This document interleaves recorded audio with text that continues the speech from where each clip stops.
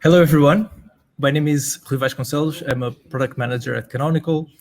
I'm excited to welcome you all to another Ubuntu Masters conference. Our expert joining us today is Carlos Robles. Carlos is extremely accomplished in the IT space. He has founded DBA Mastery and is currently a consultant at Slalom. Carlos worked for 10 plus years in database administration as a primary consultant, DBA manager, and is now a solutions architect. He's worked with large US-based companies in various industries such as healthcare, industry, retail, food, and energy. So we are very, very grateful to have him with us here today. Thank you, Carlos, for joining us and joining us at such an early time for you as well, and sharing these fascinating insights. Oh, thank you. A pleasure. I'm so happy to be here today, and thank you, Canonical, and thank you everybody else that is joining us right now. So yeah, really happy to be here. Awesome. So today's topic is about SQL Server on Kubernetes, the next frontier. And before we dive in, a couple of housekeeping items. So this session is live, but it's being recorded and will be available on demand. We will automatically send you an email with this recording so you can watch later on. Second, there's a lot of free resources in the attachment tab below. So feel free to explore and complement this talk with a few of these resources. And finally, there will be time for Q&A at the end. So please send in your questions in the QA box also below. And we'll try to answer all of them live. If there's one question that we cannot get to, given the limited time, we will answer as a follow-up. So thanks a lot again, Carlos, and the floor is yours. All right. Thank you so much. My name is Carlos Robles.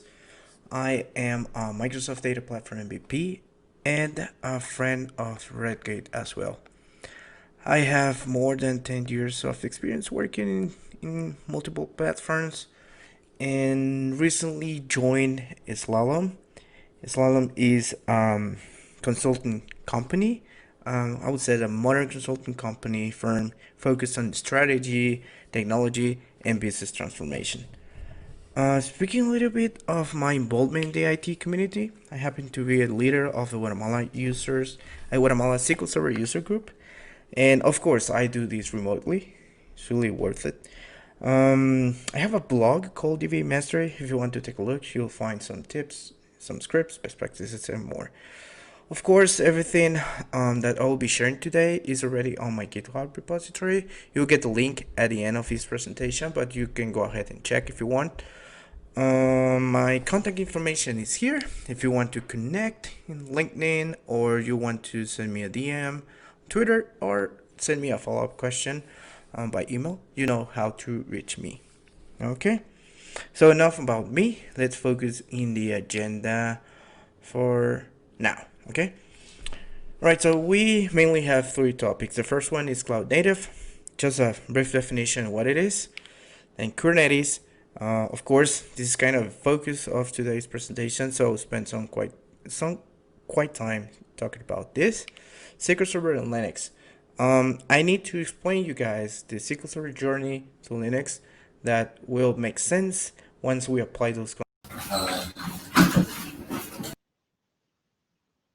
concepts while using it on a different platform is Linux-based platform as Kubernetes. Okay, and finally some demos. Of course, we'll have some fun. Hopefully, you guys will like this presentation. Okay, so let's move to the first topic, cloud native.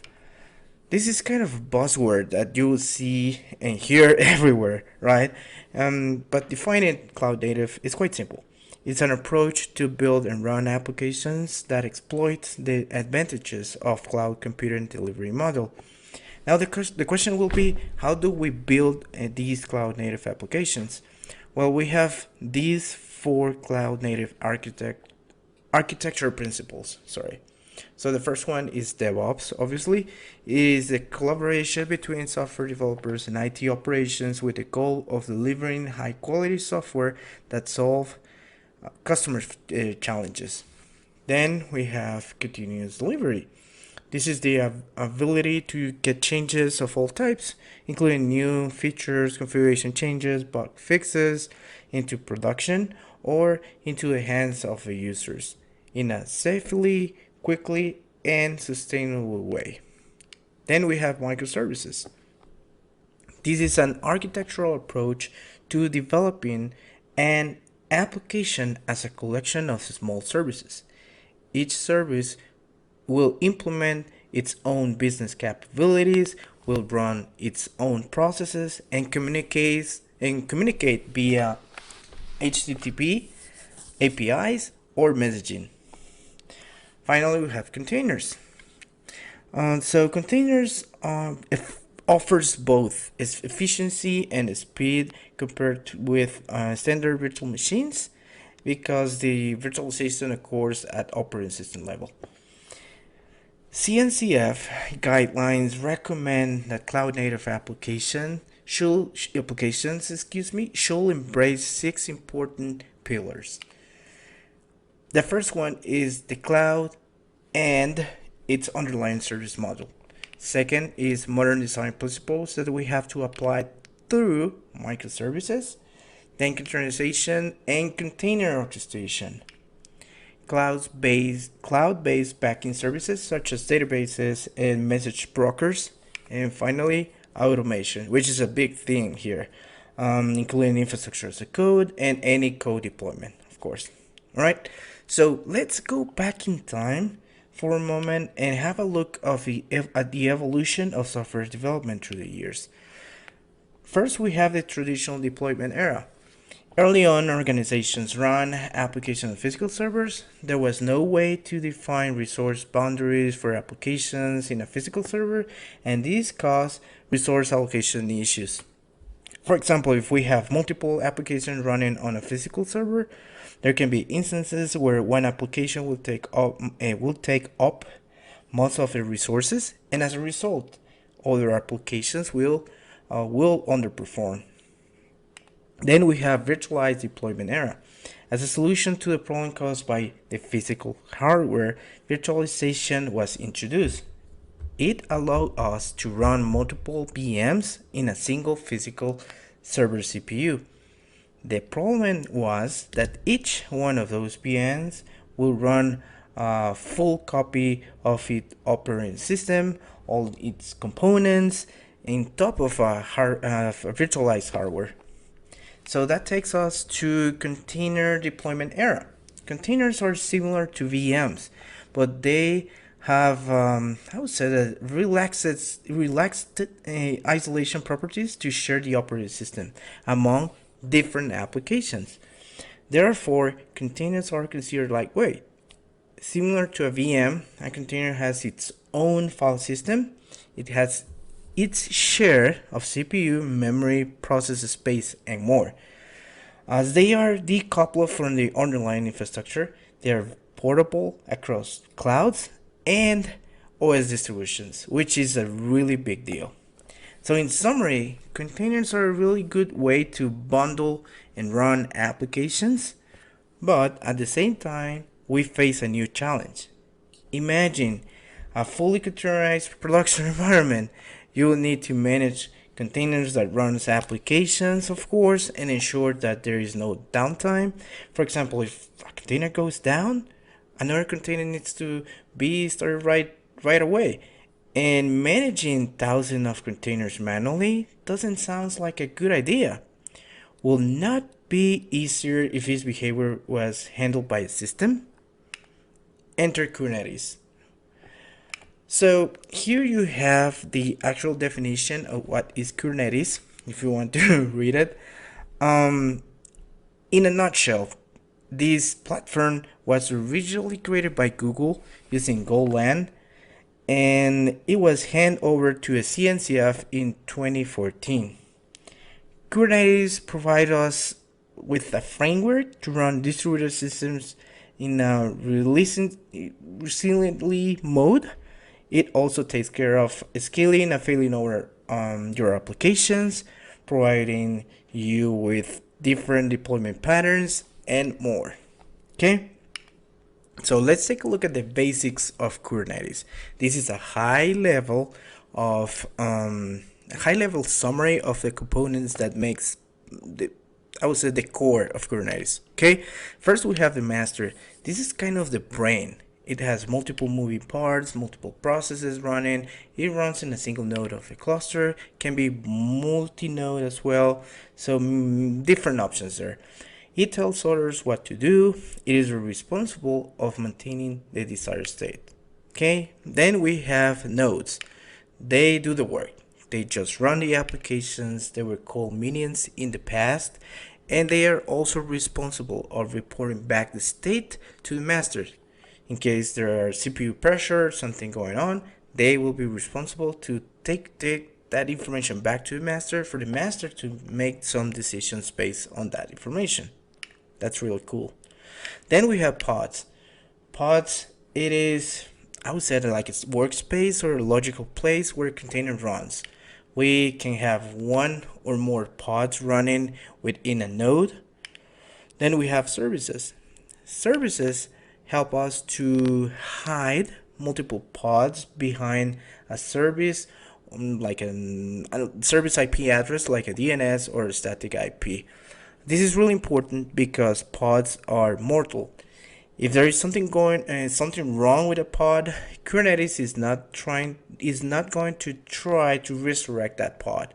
Kubernetes is going to create a new pod in a different node, for example. So having a service to hide that or have that abstraction of endpoint for our application is really cool. Then we have deployments. Deployments follow a declarative model where we say, okay, this is what we want. We define our desired state, the number of pods, the number of replicas, using a manifest file that is usually a YAML or a JSON file. Most of the people uses YAML, so that's what you would see as today in the demos. Okay. All right. Speaking about the cloud providers, so Kubernetes has been since release, I would say probably 6 years ago. It's one of the fastest growing open source projects to date. Lucky for us that rapid evolution pushed the most important cloud providers to deliver a fully managed Kubernetes service experience for us. There are many offerings in the market, but in my humble opinion, these are the most important implementations. EKS from Amazon, AKS from Azure, and GKE from Google. And I'm kind of biased here because I work with AKS most of the time. So that's the platform that I will be choosing for today's presentation. So what is Azure Kubernetes Services? Well, it's easy. This, as I said, this is a Microsoft offering of a Kubernetes fully managed service in the cloud.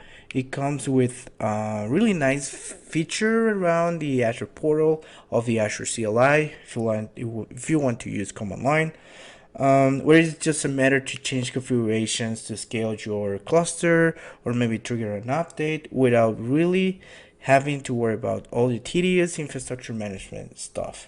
Okay, so fully managed Kubernetes in the cloud with automated patches, upgrades, integrated monitoring, fast end-to-end development experience. With VS Code, GitHub Actions, Jenkins, etc. Okay. All right. So this information about the cloud providers of Kubernetes sounds really good. But what about local development? What if your organization is looking to start something simple and then scale up to a different architecture? Or whether to look at Kubernetes solution that allows you to deploy a managed edge or IoT or ARM type applications. So we have these, I would say, it's difficult for me to explain this, but these are implementations of Kubernetes that you can run in your own machine. So we have different here, as you see, we have Minikube, we have Docker, we have Kind. But let me tell you this, based on my experience, MicroK8s is so far one of the best, or probably the best.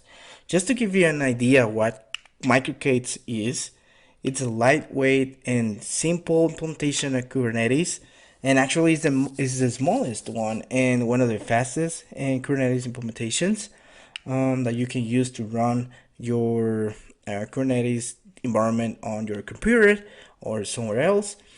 It was shipped, developed, and supported by Canonical. So kudos to the guys on Canonical for doing this for free. Thank you so much. You can use IoT, Edge, CI/CD. So just to be clear, this is a local implementation, but it's a production grade implementation of Kubernetes. So it depends on how do you want to do it or how do you want to scale it. You can use it for very interesting things. Okay. All right. So let's talk about SQL Server and Linux, right? We have the background of what is Kubernetes, cloud native, and everything else. So let's move on to SQL Server now. All right. So Microsoft loves Linux. That was kind of a shocking thing that was said by the Microsoft CEO back in 2015, and well, things has been said rapidly evolving in the Microsoft ecosystem, focusing on developing and I would say offering more solutions that embrace Linux at such point that right now this is information taken from a Microsoft Azure website that it claims and it says that more than 50% of VM cores runs Linux on Azure. So wow, that's kind of impressive. And so that adoption back in 2015 led to something really interesting on March of 2016. It was when Scott, who is the executive vice president of Microsoft Azure, he announced SQL Server and Linux. And that was kind of a big deal. And more for people like me who are a multi-platform data professional with experience in Linux and other platforms. So at that time, Windows was pretty much the ecosystem of SQL Server, and then they embraced Linux. And to be honest with you guys, I think they made the right decision here because they were standing on the shoulders of a giant here, because the first option to embrace Linux, SQL Server and Linux, was Ubuntu. Ubuntu was there, has been in the market for more than 16 years, so that was a good choice. But there was more. So the adoption of Linux opened the door for Docker and Kubernetes as well. And then the evolution led to supporting different Linux operating systems as Red Hat and SUSE. So kind of exciting there. And speaking about the SQL Server containers, or Docker, we have to talk about the SQL Server container image. This image is available for us in Docker Hub. You can take a look at the link here. You will get the complete list. But pretty much we can find two versions of SQL Server. SQL Server 2017, starting from Ubuntu 16.04 for all CU versions. CU stands for Community Updates, and it's just a version of a batch. For SQL Server 2019, there was a minor change. Ubuntu 16.04, the version of SQL Server 2019 running on Ubuntu 16.04, it is available for all CU versions, but then the version of Ubuntu 18.04 was available starting from the community update number 3. Okay, so just wanted to give you some insights about the SQL Server container image available for us.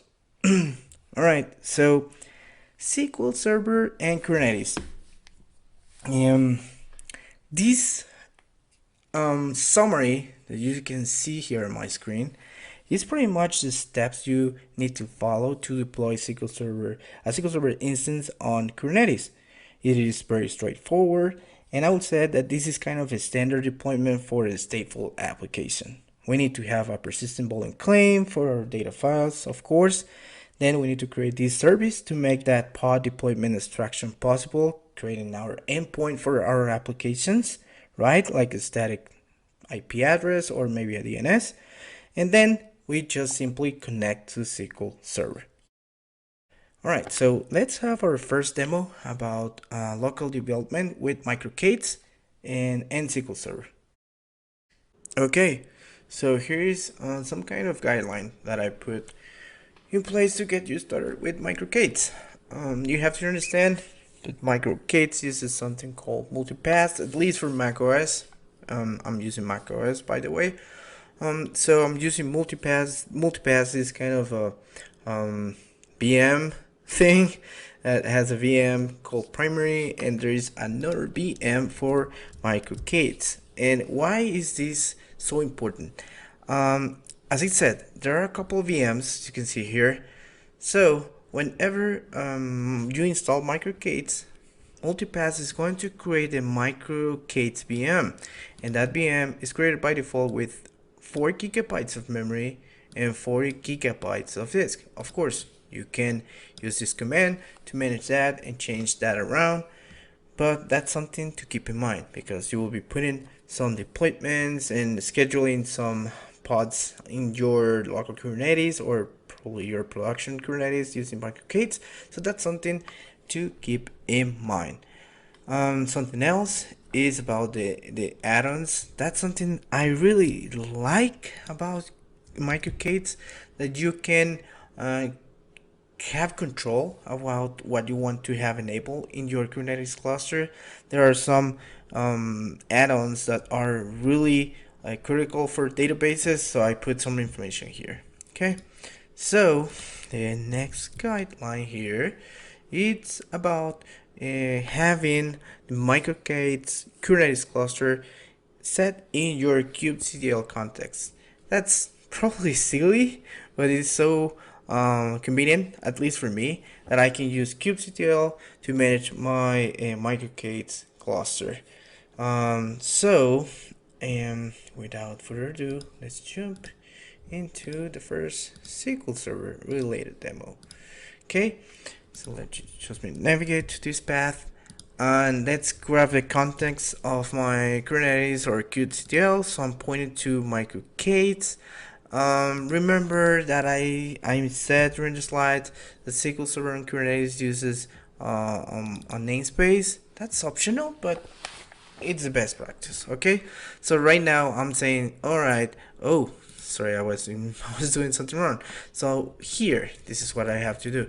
I have to set my actual context of microcates to the namespace called case SQL. So that's the name of my namespace here. So all my Kubernetes objects will be created under case SQL. All right, so everything should be fine now. All right, great. So here's kind of the steps you have to follow to create a SQL Server deployment in Kubernetes. Here's the secret, that will be the first step. Then the PVC, the persistent polling claim, that you need to make your data persistent.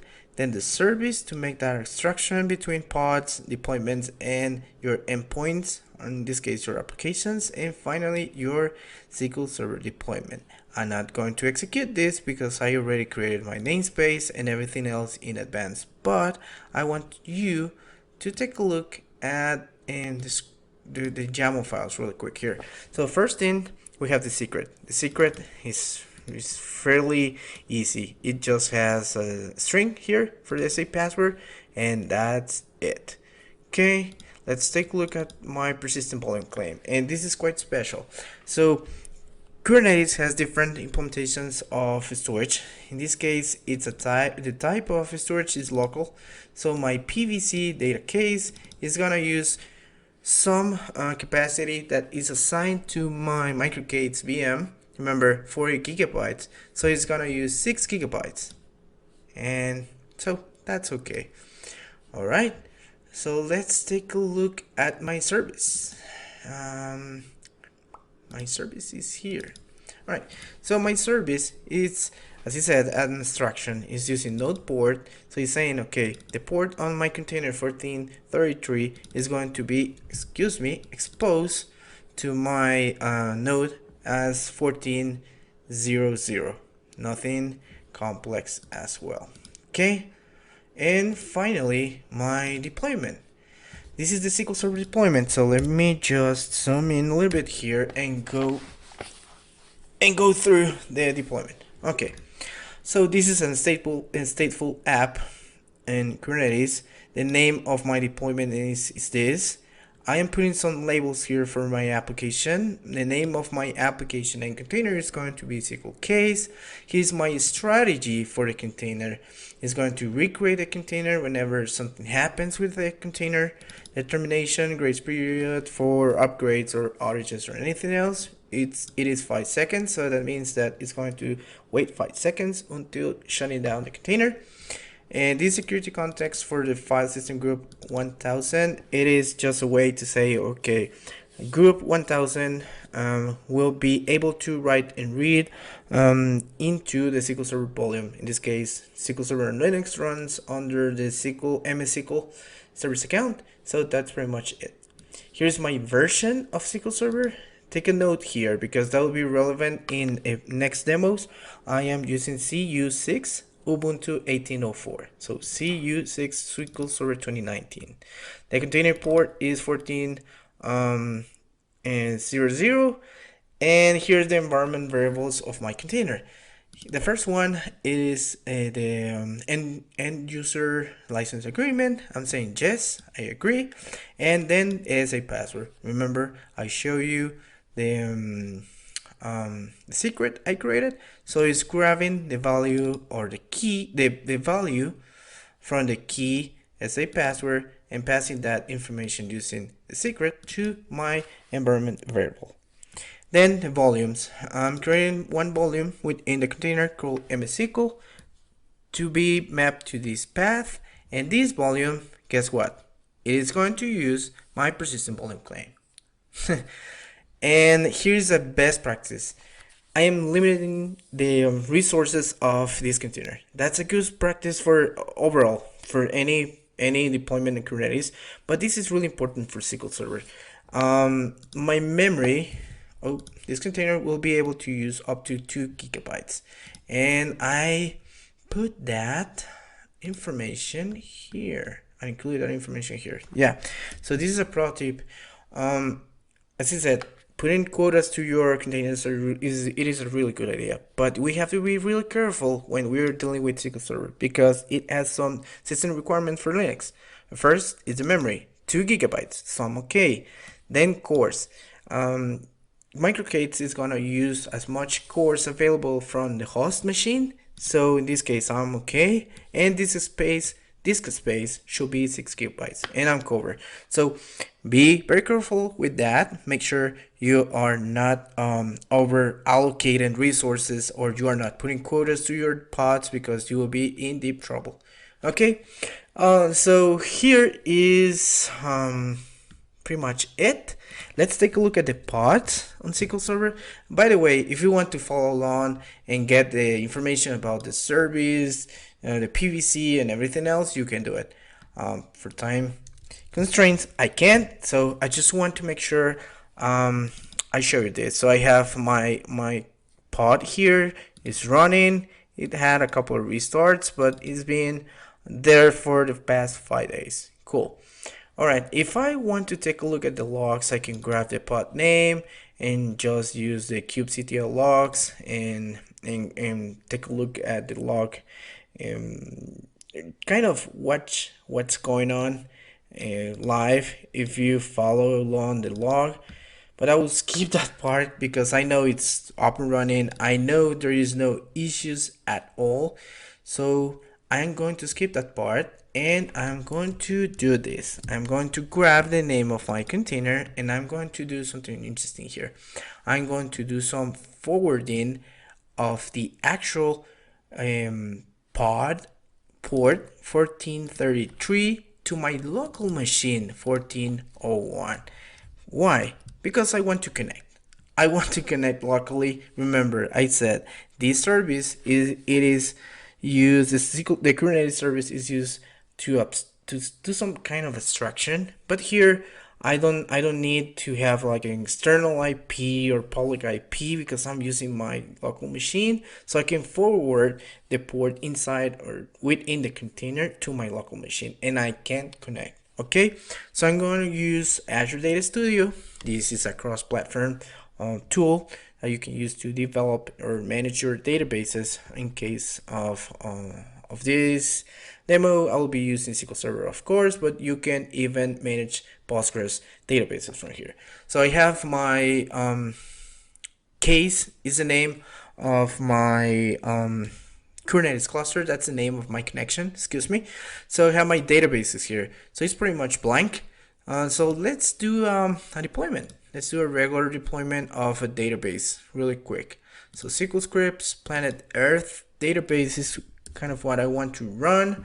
Let's connect to case. There we go, and run. This is going to create a new database called Planet Earth. We'll have tables, it will insert data, and I think it's done. 2 seconds. It was really quick. So as I said, it's a regular SQL Server, nothing special. So let's refresh the information here, and as we can see, I have Planet Earth. I should have countries here. I should have information about continents and everything else. So it's a regular database that we're used to. Okay. Something else, if you want to use something really interesting here, you can leverage Jupyter notebooks. That's kind of big deal for data science, but it would be a great thing if you want to document your environment or maybe create some troubleshooting guide for your team. You can use it. And for example, here I'm connected to case and I'm just grabbing information about my operating system and kind of details about my instance. Here's my name, my version, my patch level, CU, remember, and it's using Linux, Ubuntu 18.04. Developer edition. Here's the RAM, is using kind of 1.5 gigabytes and 2 CPUs. Alright, so getting back to the presentation, let's move on to the next topic, the advantages of Kubernetes. The SQL Server deployment Kubernetes is very straightforward. There are many things to discuss here, but if you take a look at this is kind of why you should use Kubernetes, right? For containerized workloads. But how those benefits can be applied to a stateful application like SQL Server. Achieving high availability for SQL Server and Linux is not easy. I'm not saying it's impossible, but it's a complex process. Patching and upgrading would always require a fair amount of downtime, but luckily for us, Kubernetes has these two things out of the box. Okay, so let's have a demo and explore how we can leverage AKS to be our Kubernetes platform to achieve HA and quick version upgrades of SQL Server. Okay, so getting back to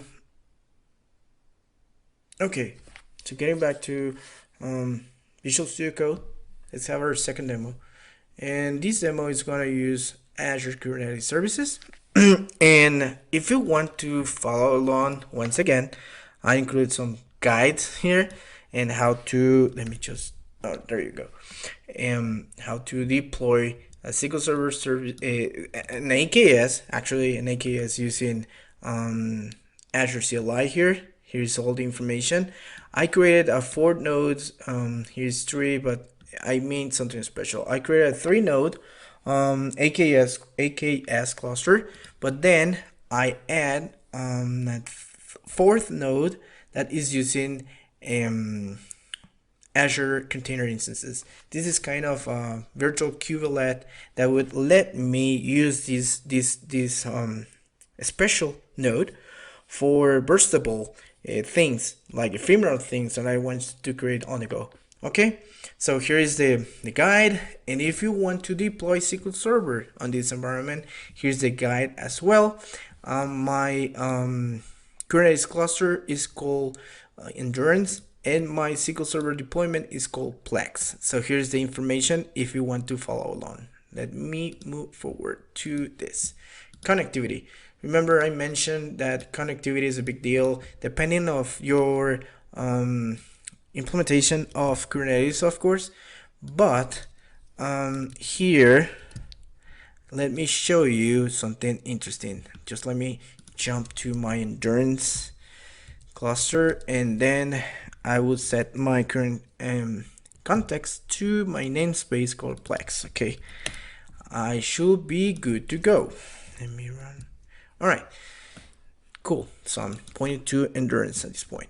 So let me grab my nodes. Remember, I said I have 4 nodes. 2 are SQL Server, and I can show you that I put a couple of labels just to say, okay, these are SQL, and I have one for tools and one for my virtual QLED, and this will help me to distribute the load. So if I want to deploy SQL Server, I will say, okay, node selector should be equal to SQL Server to put any SQL Server related resource there. Okay. All right. So just let me put this on. All right. Cool. So remember, we have services here, and I did something different here. So my SQL Plex doesn't has a public IP, and that's kind of a best practice when we're dealing with data. We don't want people to have access to our data through internet. So I pretty much enclose my environment in this Kubernetes cluster. But how in the world I am going to connect and run queries? As a developer, I need to run queries sometimes to verify things. I should be relying on database migrations to make my deployments, but at least I want to check something. So I created something really special here. This is a Bastion container. You can take a look at what's the name GitHub. I included some information here. So this container is gonna run in Kubernetes. It's going to create a temporary pod. It's going to run on my node called tools, and it's going to execute a query against my SQL Server. So let's try it. Let's do it, and it should work. So it pretty much returned me the information about my databases living on this cluster, and I can run a series of queries using the same. So I just wanted to give you an idea how you can leverage a different approach to connect to a SQL Server running on Kubernetes, where this is enclosed in a very tight security environment. So there is ways you can do it. We shall be deploying in a different way, but if you want to at least verify something, you can leverage this. So this is really cool, and I doing pretty much the trick I did before. We doing this forwarding of the port and local port to my computer. So if you want to follow along, pretty much the same. Okay, let's move on to a different demo here, number 3. All right, this is more interesting. Okay, just let me, there we go. Okay, this demo is about doing a SQL Server upgrade, and I think we are really short in time, so I won't be able to do it, but pretty much it's easy. What it will take is for you to update the SQL Server image on your SQL Server deployment running Kubernetes. So remember, I had CU6, and I'm saying, all right, so from now on, please use CU8, and that's it. It's not a big deal. It's really easy, and you can watch the status of your rollout upgrade, and you can follow the history of what happened, what was the image that was applied, and query your databases after the fact. Okay, so if you want to do it and follow along, you can do it here. Unfortunately, for time constraints, I can't do it, but I will move to something really cool. Last demo, it's short but interesting. So remember, I said achieving HA on Linux is difficult. For SQL Server is kind of complex, but it's not if you're using Kubernetes. So let me just do this really quick here. All right, so what I'm gonna do, I am going to execute this script, and this script is gonna simulate a failure with one of the pods, specifically the one where SQL Server is running. Okay, so I won't be giving you much details about what it does because it's pretty straightforward. It has a lot of detailed information what it's doing. So let's, without further ado, let's execute it. Just let me grab this information real quick here. Maximize this. Paste it. Yeah, it's not working.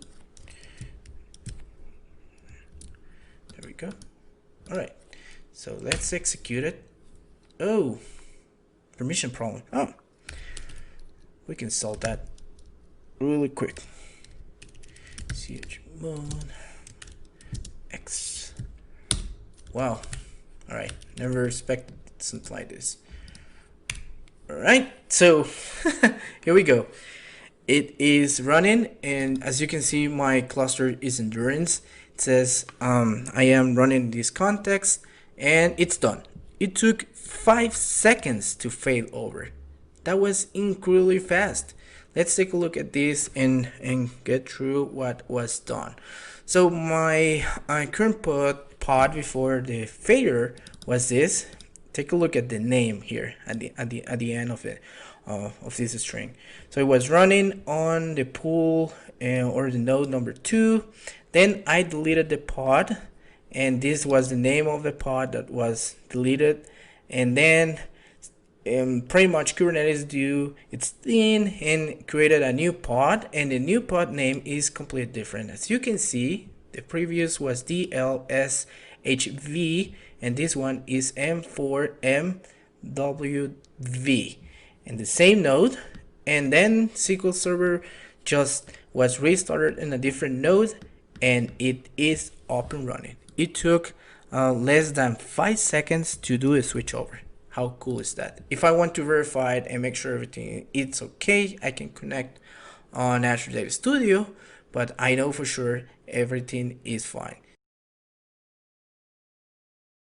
All right, so getting back to our presentation, let's move forward to the next topic. In this graphic, you can see pretty much what I did during the demos, right? We have this user, an IP, or excuse me, an application pointed to Kubernetes service.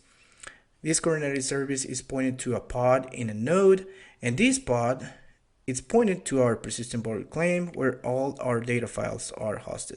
If something goes wrong with the pod, Kubernetes is going to create a new pod in the same node, or probably something goes wrong with the node, it's going to create this pod in a different node, and everything will be safe at persistent volume and persistent. I would say from the persistent perspective, excuse me, everything will be fine because all our data files are hosted in this external decoupled storage. Okay. Nice.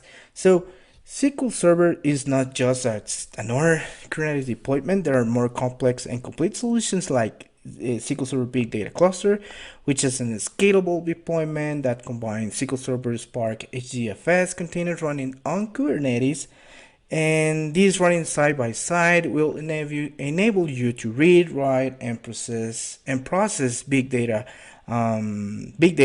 from Transact SQL or Spark, allowing you to combine and analyze high-value relational data and with high-volume big data.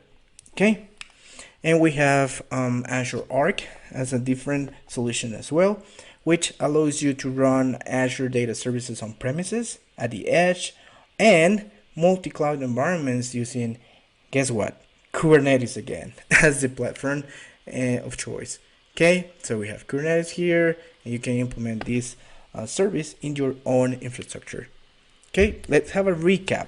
So the first topic, SQL Server and Linux. I briefly talk about SQL Server's journey into Linux, Docker, Kubernetes, and everything else, right? Then I talk about a little bit of Kubernetes, which is the platform to go with dealing with containerized workloads, I would say. Then Ubuntu, which is a fundamental player in the cloud native ecosystem, being one of the most popular, most used operating system among modern architectures. and I show you some information and share some information about microcades, the smaller and faster implementation of Kubernetes until today.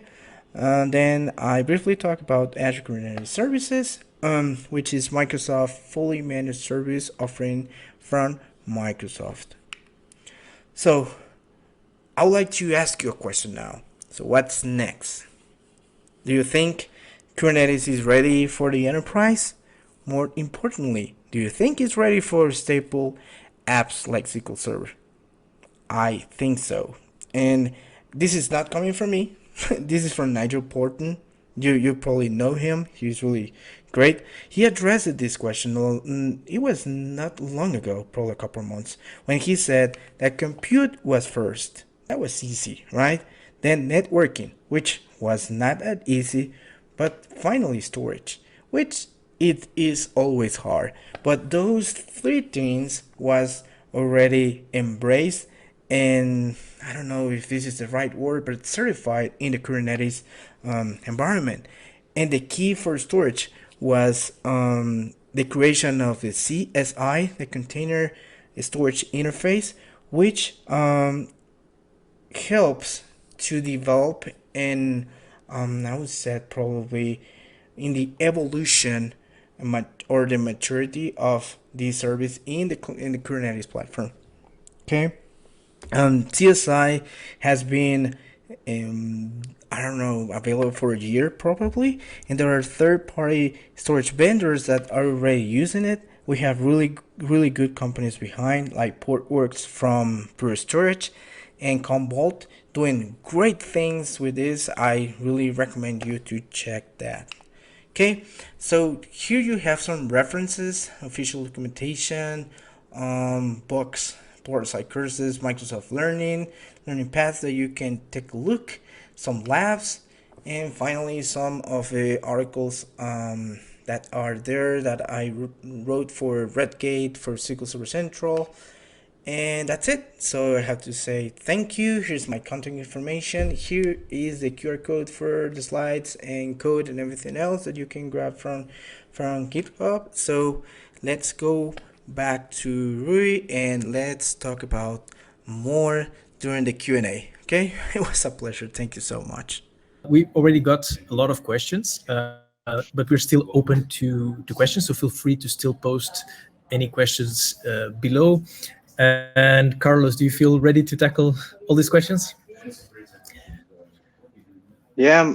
Before getting into the questions, there was a really repeated question that people is asking for is where we can get the demo scripts and slides. So I put an announcement right now with a link to the GitHub repository where you can find everything that I was presented today. So you can grab it from there.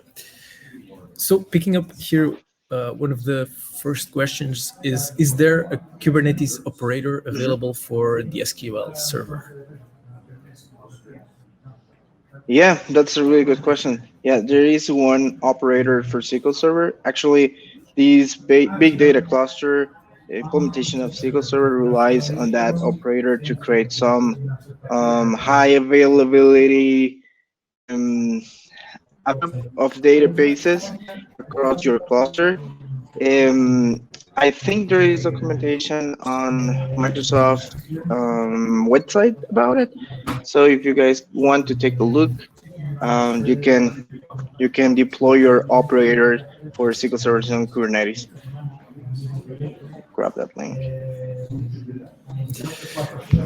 Great. So another question here is, how do you monitor the SQL Server on Kubernetes? I think it's a great question.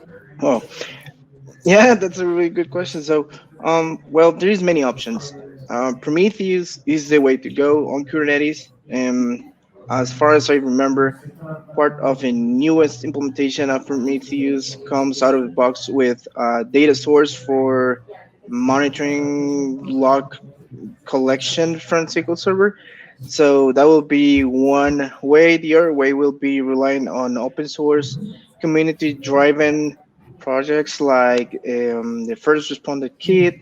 There is SP Who is active. There is many great things out there, open source, that you guys can grab and use to monitor your SQL servers on anywhere and any platform at this point. Great. So picking up here, more questions. So uh, another interesting one is, what's the difference between using a PaaS solution for database instead of a database deployment in Kubernetes? Oh, yeah, that's a question that I got almost all the time. Why I should use PaaS, platform as a service, or why I should choose Kubernetes as my platform of choice. So it depends of your implementation. Um, People says if there is no operator for your database on Kubernetes, it's not worth it to put your databases on Kubernetes. But I would think that that's kind of in the past right now. Things are getting more mature. As I was mentioning during the demos, during the slide deck, there is companies doing great stuff. For example, Portworx, if by pure storage, they have a way to take snapshots and automate backups and a lot of stuff that was used to be kind of a burden for administrators before the Kubernetes and cloud native stuff. So it depends of your implementation, or your needs, or your application. So it's good to have that choice. I would say it's good to have the choice. I would like to go for PaaS service, or maybe a container driven solutions with Kubernetes. So it's up to you. Awesome. So further question is, can you create cloud native on local iron? Oh yeah. So bare metal. Yeah, you can. You can develop. That's the beauty of Kubernetes and cloud native. Embracing the cloud service means that your applications can be hosted anywhere. It doesn't matter if you create a Kubernetes cluster on-prem, you can develop your cloud native applications there. So, one of examples, one great example, sorry, will be Azure Arc. As I mentioned during the slide decks, that's a product from Microsoft that allows you to create some kind of on-prem Azure framework in your environment, and you'll have data services that are fully managed for you. But in the background, in reality, that's running on a Kubernetes on the bare metal. So yeah, it's possible. Fantastic. Another question is from the audience. I'm keen to learn C# for data science with your software SQL. Could you please elaborate for that? Well, okay, yeah, I never expect a question like that, to be honest. Um, so C sharp, well, it's great. I think it has a really good integration with machine learning and ML, as Microsoft call it. But in reality, SQL Server comes with a lot of out-of-the-box features for Python and R. And actually, this big data cluster implementation comes with a lot of stuff that data science scientists love. And so I will recommend. I know C Sharp is very popular and a good language, but if you want to explore and embrace data science, and I mean from the SQL Server perspective, I would recommend to check out Python for that matter. Perfect. Big question here. I will try to read it well. So Mhm. Microsoft SQL CLI Mm. is an open source cross-platform interactive command line query tool for SQL Server. This command line tool could be used as an enhanced alternative to SQL command. Why do you use SQL command in the code, or SQL CMD? Okay, yeah. So yeah, MS SQL, the MS SQL client is great. I don't have anything against that that tool. It was just personal preference, and to be honest with you, the MS SQL client uses a lot of Python stuff, and I created these. By the way, let me share that. I forgot. So I created these image on this container image that relies on SQL command to create this bastion so allows me to connect to a very close environment. I can do the same with MS SQL probably. It was just personal choice, and I think MS SQL is great, but people says that there is not much we can do with the SQL command, and that's not true. We can even format our output and do a lot of interesting stuff with SQL command. So it was just a personal preference. Yeah. Fantastic. A few more interesting questions coming in. To your knowledge, what's the largest SQL Server deployment on Kubernetes? I wonder if this is already a large scale implementation. Oh, I mean, in a matter of size, or well, it depends how what do you think it's a large implementation of Kubernetes. I've been involved in really interesting projects that are relying Kubernetes for databases on SQL Server and Postgres.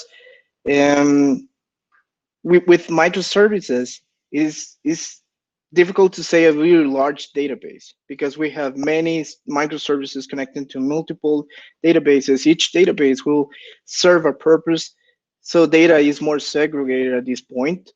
And I would say I'm being it is a complex question, but it depends. It really depends on your workload. But yeah, I did see really interesting enterprise level applications using Kubernetes, as I said, with Microsoft SQL Server and Postgres. But yeah, it depends. It really depends on the industry, I would say, probably.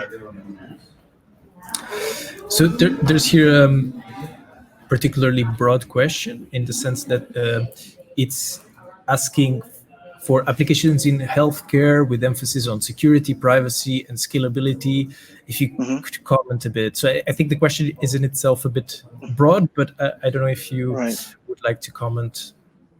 Yeah, that's a really broad question and interesting. Yeah, there is a lot of things that we must be in compliance with healthcare, and there is a lot of security measurements and no security controls that has to be in place, like HIPAA and some other stuff. For sure, SQL Server has uh, built-in functionality to make your database secure. You can implement auditing and lots of stuff. You can enforce security, password management, a lot of stuff. So it's a really broad question, but yeah, of course, databases are ready, and Microsoft SQL Server has a lot of ways to make your implementation and application secure. More importantly, in the healthcare and industry, I have a lot of experience in that. Encryption is a big thing there for sure. So yeah. Great. So we have just a couple more minutes, but we still have a few questions. So to kind of wrap, a simple question here: what was the tool you used to view the databases on the various platforms? The person in the audience didn't catch the tool. I don't know if you have similar to SQL Manager. Oh, to manage databases? Is that the question? What tool we should use to manage databases? Not sure if I got it clear.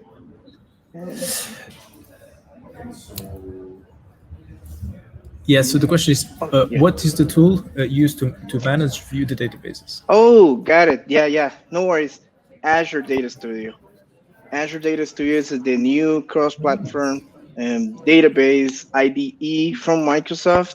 It's a modern solution focused on the development side more than the management.